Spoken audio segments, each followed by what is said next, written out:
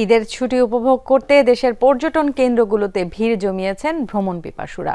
পরিবার, পরিজন, বন্ধু বান্ধবের সাথে ছুটির মুহূর্তকে স্মরণীয় করতে ঘুরে বেড়াচ্ছেন তারা। শিশু কিশোর থেকে সকল বয়সী মানুষে মুখরিত বিনোদন কেন্দ্রগুলো।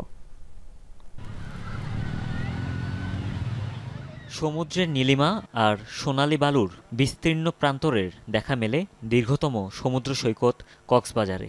নৈসর্গিক সেই সৌন্দর্য উপভোগ করতেই ভ্রমণ পিয়াসীদের এই ঢল। অবশ্যই ভালো লাগতেছে। আমার এটা বিয়ের পর হচ্ছে হাজবেন্ডের সাথে প্রথম ঈদ, প্লাস কক্সবাজারের মতো এমন একটা জায়গায় এবার হোয়াইট প্লেসে কিংবা বাড়িতে করা হচ্ছে না, যেহেতু আমার এক্সাম শেষ হয়েছে। সাডেন প্ল্যানে কক্সবাজার আসা হয়েছে। সবুজে ঘেরা পাহাড়ের মাঝে মেঘের আনাগোনা পার্বত্যাঞ্চলের অন্যতম আকর্ষণ।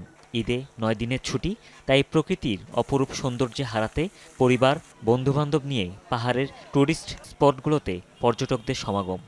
মনকে রিফ্রেশ করার জন্য আমাদের এই ছুটির দিনটাকে উপভোগ করার জন্য এখানে বেড়াতে এসেছি। খুব সুন্দর উপভোগ করতেছি প্রাকৃতিক দৃশ্য, কখনো আসা হয় নাই আগে।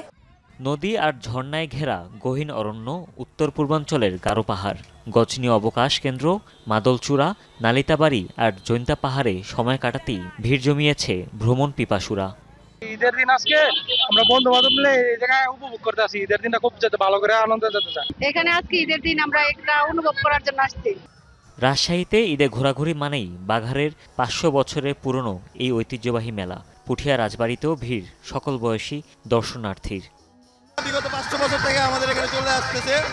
প্রত্যেক ঈদে মেলাটা হয়, আমরা সবাই আনন্দ করি। আমরা অনেক দূর থেকে গেছি, আমরা গেছি নাটোর থেকে এই মেলা দেখতে। শহরের কোলাহল আর কর্মব্যস্ত জীবন থেকে কিছুটা মুক্তি মেলে ঈদের ছুটিতে। সেই মুহূর্ত পুরোটা উপভোগ করতেই খুলনার জাতিসংঘ শিশু পার্কে এই আয়োজন।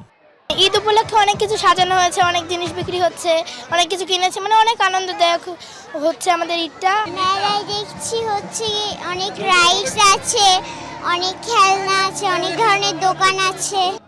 এছাড়াও এবারের ঈদের অন্যতম আকর্ষণ ছিল মুঘল আমলের রীতিতে জেলায় জেলায় ঈদের আনন্দযাত্রা। হুমায়ুন রশিদ, যমুনা নিউজ।